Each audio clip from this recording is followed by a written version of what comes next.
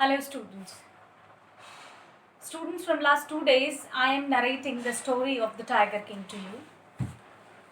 I hope that you people are watching the videos and trying to understand the chapter. I have already attached the PDF related to the chapter, which includes not only the summary but the question answers also. Children keep asking me that, ma'am, do we need to write all the questions in the notebook?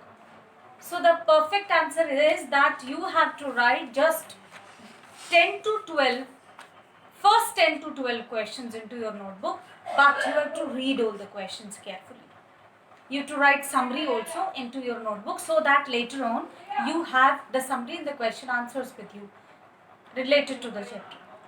Now, in 2 days I have explained that how the Tiger King got that name, why he started tiger hunting, how he successfully hunted 30 tigers and got the first hurdle in between. Then he hunted 70 tigers and then he faced the second hurdle in hunting his tigers, and finally he was able to hunt 99 tigers and he was just waiting for the last tiger to be killed.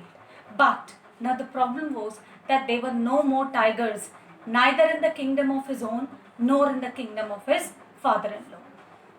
He was just searching that last tiger, but that was not to be found anywhere.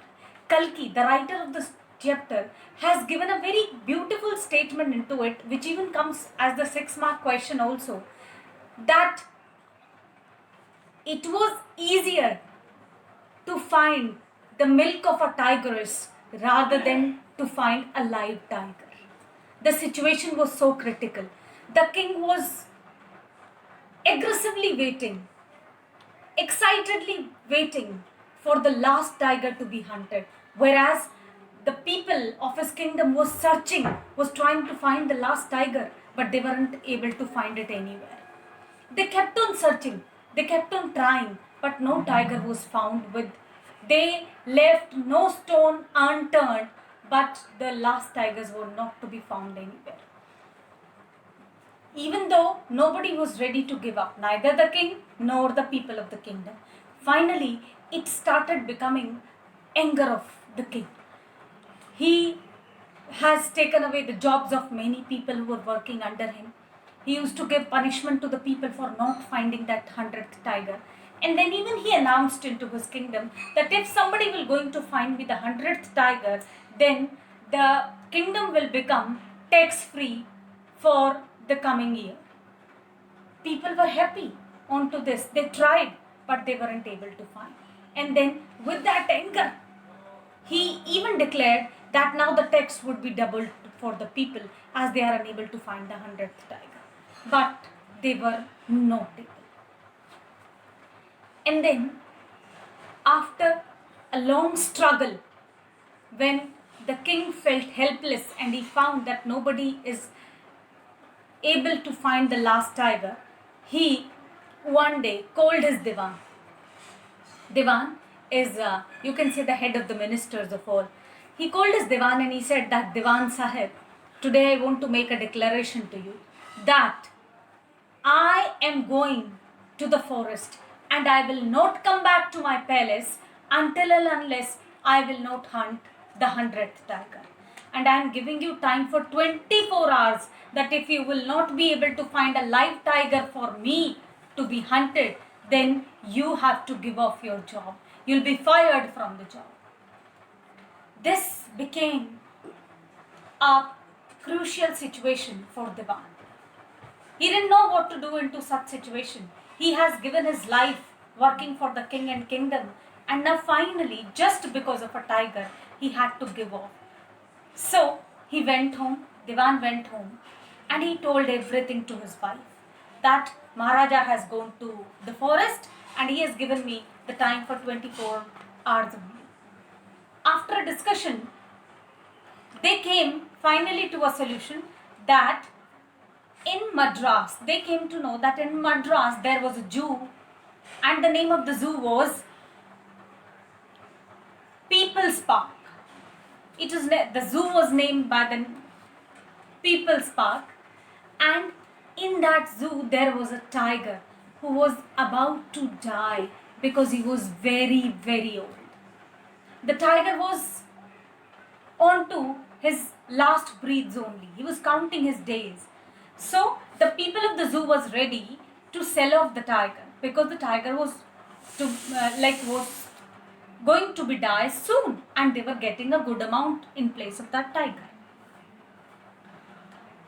They both, Diwan and his wife, husband and wife, went to Madras, went to that zoo and bought that tiger. They bought the tiger in the forest, and they kept somehow the car in very much nearer to the presence of the king and thrown the tiger out of the car. The tiger was so old that he was not ready to come out. And immediately Devan went to Maharaja and informed it that, Maharaja, you must be happy to know that we have finally found the last tiger for you, the 100th one to be killed. Maharaja was overexcited. He was so, weaned to know this that he came and he has not noted anything. He took out his gun and he wanted to shoot the last tiger. He shooted and the tiger fell down. And immediately the king declared that now I am going to the palace to declare to not only to the astrologer but to the people of the kingdom that I have hunted bravely 100 tigers. I am not coward. I have proven myself as the best king for them. And not only this, that I have completed my aim of hunting 100 tigers. With that, the people of the king went to the tiger to take him for the procession to be taken out into the city. But when they went to the tiger was looking towards them and they were looking towards the tiger. The tiger was still not killed. The tiger was alive.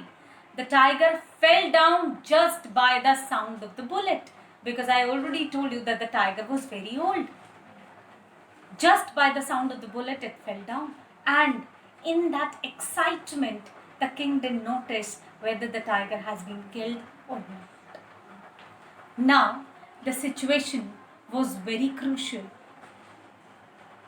because it was a time for the king's people to bell the cat and nobody was ready to do so.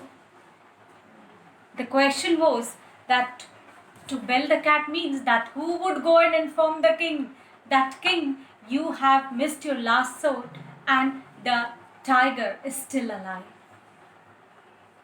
So because they knew that king may become angry for this, he may become aggressive for any reason, and it may come to the life of somebody who would going to give that news to the king. So when they weren't able to come up to any solution, they decided and thought that we ourselves will go to kill this tiger. What does the king need? A hunted tiger. As per him, he has already hunted. Let us kill him and take the tiger to the king. They hunted the tiger, they killed the tiger and took the tiger to the king for the procession. And it was a grand procession for the people to know that the Tiger King has hunted 100 tigers. But still, that 100th tiger to come into his life was awaiting. And after some days, everything became normal. The king started taking away his possessions, his kingdom, his kingship, everything became normal. And few days after only, king had the 3rd birthday of his son. He thought for a while that till today I have never paid attention towards my child. I have never paid any attention towards my son. I have not given him love. I have not played with him. I have not celebrated anything for him. So let this birthday be a grand celebration. So everybody into the kingdom has started the preparations. After all, it was the birthday of the prince. And the king himself went to the market to buy a gift for him. He wanted to gift him something which suits a prince. He kept on searching the whole market. The whole day was gone, but he couldn't find anything. He went again next day to the market, trying to buy the best gift for his child. But when he was unable to find, finally his eyes went to a shop. It was a carpenter's shop. And he was making very beautiful and different articles out of the wood.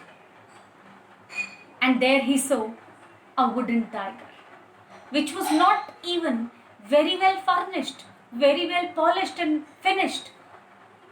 But still, the king liked it.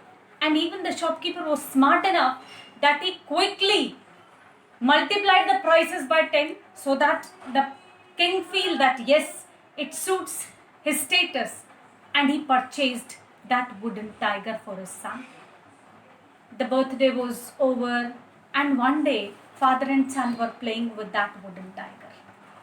And suddenly, a wooden sliver, because I have already told you that it was not finished properly, the sliver, das, one of the wooden sliver pushed the hand of the king. The king took it out. He felt bit of pain and then he forgot about it. And simply it happens. Generally as it happens. But then after a week he found that his hand has suddenly swelled. There was pain into his hand. Doctors were called. They examined and they said that the doctor said that the hand of the king need to be operated. There is an infection and the infection has spread the whole hand. The specialists were called from Madras to operate, to do the surgery of the king. 3 doctors' team came to do that surgery and they operated the hand of the king. When the doctors came out of the operation theatre, they declared that, what do the doctors declare? Either they say that, what do they say? That sorry, we couldn't help out. Or what do they say? That need not to worry, everything is fine. So even they came and said that everything has gone well. The Tiger King is no more. But nobody could understand the reason that why they said that everything is fine. How everything was fine? Because the irony into the chapter is, the ironical end of the chapter says that the fateful 100th tiger which came into the life of the king was that wooden tiger who has taken the revenge and who has taken away the life of the king. Merely a wooden tiger became the reason of the Tiger King's death. And it was true because, after all, the astrologer's prediction was proven to be true. That's the end of the story, children. Into the story you would find so many questions which will come into your mind, that is that so that we should believe astrology? We must feel so. But let me tell you that the writer of the chapter seems to be very much associated with astrology, and even we should have its own belief and value. But on the other hand, we should always be conscious before doing anything. I hope that the chapter is clear to you, children. When we'll be face to face, we will definitely discuss the questions and answers together. Then I will raise such questions which will going to make you alarming that we never thought of these. So be careful while reading all the questions. Thank you, children.